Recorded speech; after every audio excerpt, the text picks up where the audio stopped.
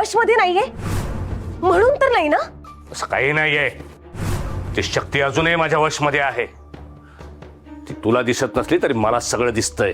मी ते आधी शक्तीचं ऊर्जा स्रोत गायब केलं होतं. त्यामुळे ती भवानी शक्तीला कधीच मदत करू शकणार नाही. मग सगळे वाचे उलटे का पडतायत? तुझ्यामुळे तुझ्यामुळे सगळे फासे उलटे पडतायत. माझ्यामुळे?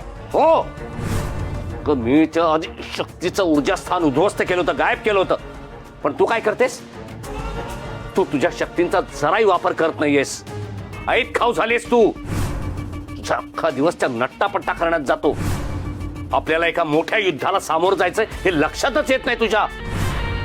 तात्रा, शेवटचं सांगतोय, उथळपणे वागू नकोस. परिस्थितीचं गांभीर्य लक्षात घे. एकाग्रता वाढवावी लागेल तुला. नाहीतर आपल्या सगळ्यांचा विनाश अटळ आहे. नाही नाही चेटकोबा, माफ कर. यापुढे आतापासून असं नाही होणार. मी यापुढे कोणतीही हयगई करणार नाही.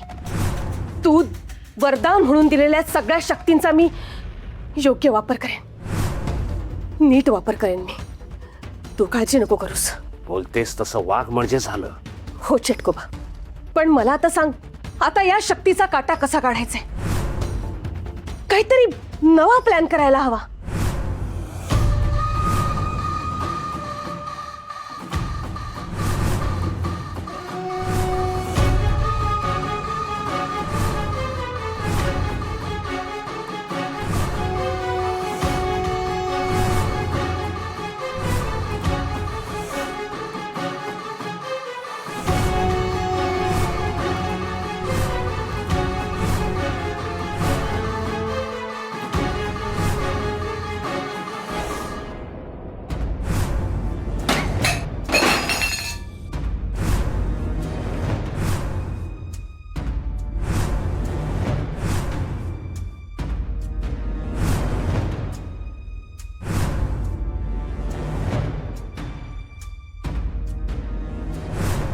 शिवा,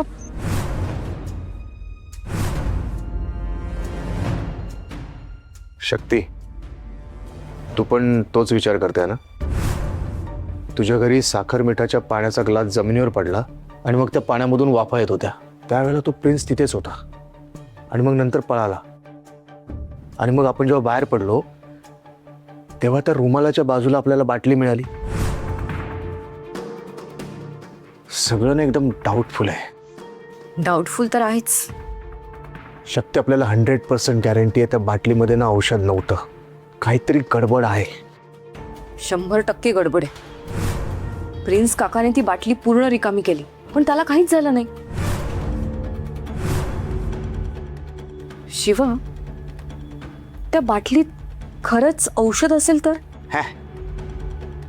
त्या प्रिन्सनी कार्य केलं का आपण आत्ता ओळखत नाही. साधं काय झालं ना तरी मागातल्या हॉस्पिटलमध्ये जातो तो, नाही तर मागातले डॉक्टर घरी येतात.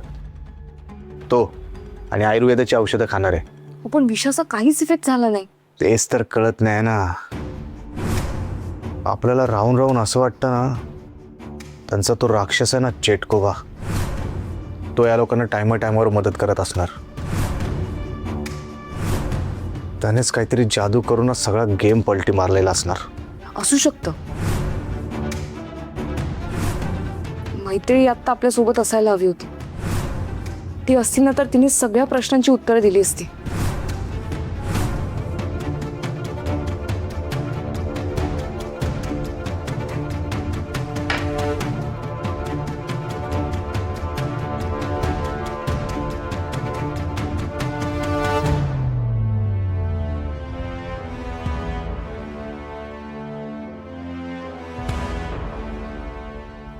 आई, आदिती, कुठे आहात तुम्ही? आता या क्षणाला आम्हाला तुमची खूप गरज आहे.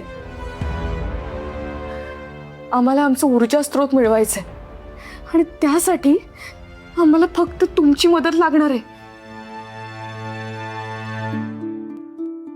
तुम्ही जिथे कुठे असाल तिथून प्लीज परत या. प्लीज.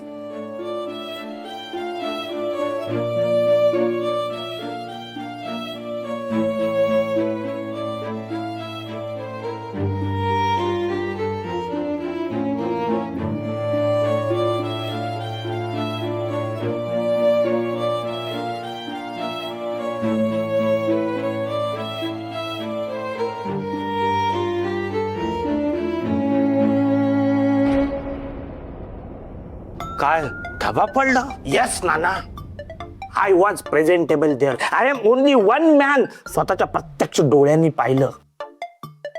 तो ग्लास असा जमिनीवर पडला आणि तिथून अशा वाफा येऊ लागल्या, एकदम मॅजिकली, VFXली, डेंजरसली. मग पुढे काय झालं? मग पुढे काय झालं? आम्ही शक्ती मॅडमच्या घराबाहेर पडलो त्या प्रिन्स सरकारांचा शोध घेण्यासाठी. आणि तुला सांगतो भावा, नाना, बाहेर एकदम डेंजरस होत. डेंजरस काय? डेंजरस काय तुम्हाला सांगतो. शक्ती मॅडमच्या घराबाहेर हे असे मोठे मोठे दगड पडले होते. काय म्हणजे असे मोठे मोठे दगड पडले होते. दगड? हा. हा. आणि नंतर व्हॉट आय सी. काय बघितलंस तू? What I C. काय बघितलंस तू? What I C. अरे काय बघितलं तू? सांगतो ना.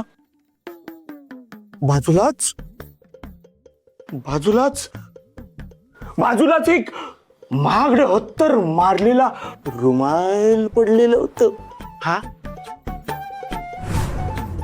वाजू घेऊ. बाजूलाच आणखीन एक वस्तू पडली होती.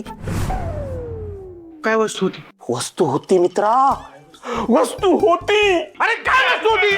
म्हणून सांगतो. एक विषाची बाटली पडली होती. म्हणजे ही विषाची बाटली आणि हा रुमाल त्या प्रिन्स सरकारचा आहे? हो मित्रा, हो. कारण शिवाला त्या रुमालाची ओळख पटली होती. अरे बाप रे, मी काय म्हणतो, पुढं काय झालं? पुढे ना लोकांकडनंच आम्हाला कळलं की प्रिन्स सरकार अख्ख्या शहरात लंगडत आणि लोळत चालत होतं म्हणे. काय? हो. अरे हसू नका, मला भ्या वाटतंय. अरे तुम्ही जे काही सांगताय ना ते भूताच्या सिनेमात घडतं. अरे प्रत्यक्ष जीवनात असं घडल असं स्वप्नातही वाटलं नव्हतं. म्हणजे वस्त्या, तो प्रिन्स सरकार शक्ती मॅडमला जीवानीशी मारायला आला होता? हो ना भावा. हे असं काही बोलू नका. प्रिन्स सरकार आणि वहिनी साहेब आमच्यासाठी देव माणसं आहेत. हे बघा, ते असं काय करतील असं मी विचार